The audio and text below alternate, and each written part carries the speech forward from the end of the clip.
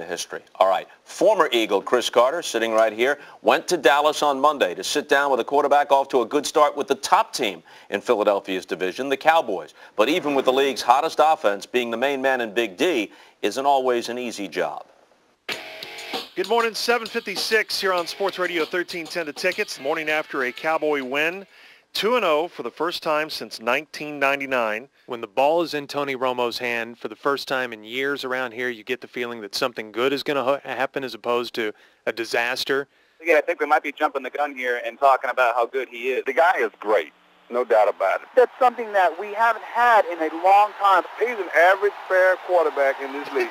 Everybody in Dallas knows how to play quarterback better than the guy that they have playing quarterback. How do you deal with that on a weekly basis? You understand that everyone's a Monday morning guy, but bottom line is you're winning football games. It takes care of itself, and it's all you can try and do at this position. In Dallas, they know their quarterbacks. There's a history here of Super Bowl rings and Hall of Famers. But Roger Staubach and Troy Aikman are long gone. And after years of forgettable starters, maybe now there's Tony Romo. The legacy here that those guys have passed down is difficult in some ways for some guys, and I think that's why they've had, so many guys come through here in the last decade or so now. It's also a neat kind of fraternity if you do play well. If you don't play well, you probably wished you played for another team, really. Now, when you were growing up, you probably didn't see yourself being the starting quarterback for the Dallas Cowboys. No, that's true. I mean, honestly, if you think about it, we all go in different paths in life, and I mean, who knows if you ever saw yourself sitting here, talking to me. I mean, you probably thought you'd have Bob Costas' job already by this point.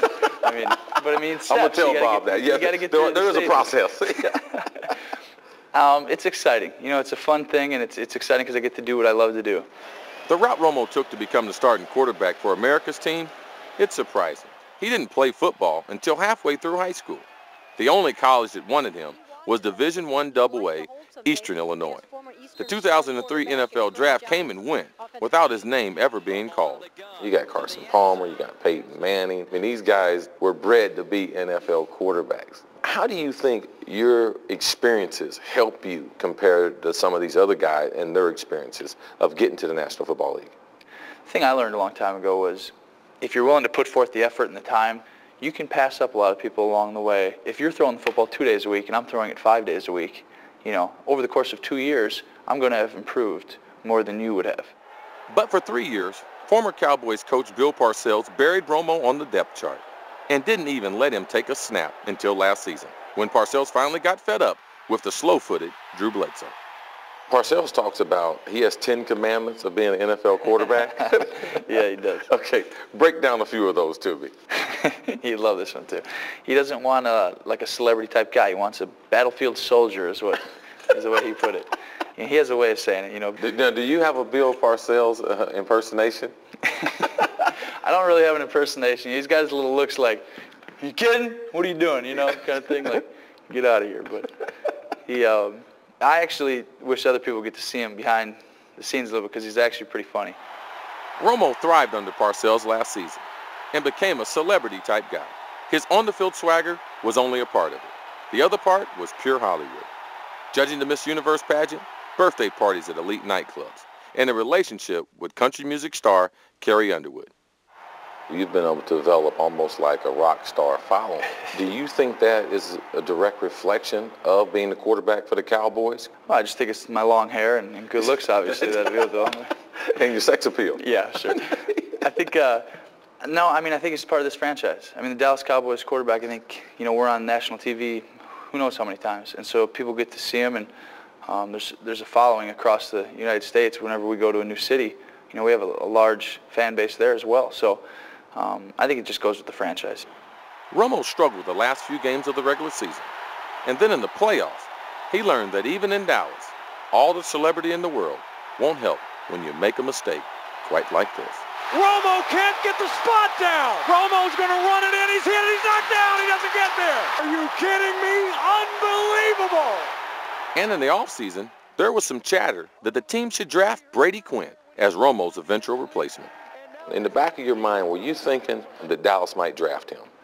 Well, I think you just, it's another situation where you're confident as a player. And so you feel like, at the end of the day, if they like me, well, they won't take him. If they don't like you as much, they're going to take him. Did that give you a lot of confidence in Jerry Jones, what he thought about you? Because that really did make a statement about who he has as quarterback. Yeah, I think at the time I definitely was excited in some ways because I was like, you know what, the organization is behind me. I think they want me or think that I can succeed and do pretty good things. That's an exciting feeling inside when you know that people are rallying around you and really believe that you can get the job done. He's in the last year of his contract, and around the league, the thinking goes, the longer Jerry Jones waits to re-sign Romo, the higher the price will be. I think that they just wanted to see more if they're going to sign me for whatever kind of deal it's going to be. And at the end of the day, that's what I'm looking for, is that I want to be with a team and an organization that says, this is our guy, we're going to ride him out, we're going to go win some Super Bowls, hopefully. And, I think that'll end up being there. Irresistibly likable kid. In fact, for the time being at least, even T.O. seems to like him. I think it's unique, and I think that is one dynamic that plays a huge role in that I believe he has a great relationship with T.O., better than T.O. had in Philadelphia or in San Francisco. Really? You think? Tough part. They're winning. But another thing, in that locker room, I talked to Brad Johnson, who I played along with there in Minnesota, and also Ray Sherman, the receiver coach. And in that locker room, he has created an atmosphere where the Cowboys really believe he is the quarterback of the Cowboys and that he can take them to the Super Bowl. The one thing I love about him is his presence in the pocket. You can notice that for a young guy, how he moves, and he knows when to decide to run and take chances, and he really handles that really well, and he'll just get better. Okay, did he and the boys get it done this week in Chicago? Boy, on the flip side, we have Rex Grossman we have to talk about now, who is going to be the focal point for a long, long time. There's no question. But when you start to look at the weapons around him, I have to think there's going to be a jump with Rex Grossman. I mean, Cedric Benson looks like he's starting to get it. They'll get Greg Olsen back this week. Bernard Berrien, I think, is one of the top receivers in the game.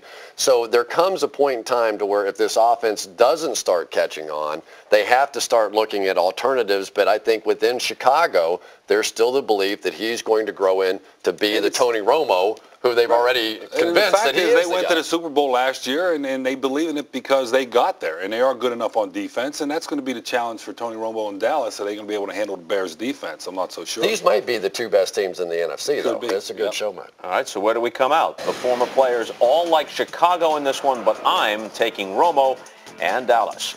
All right.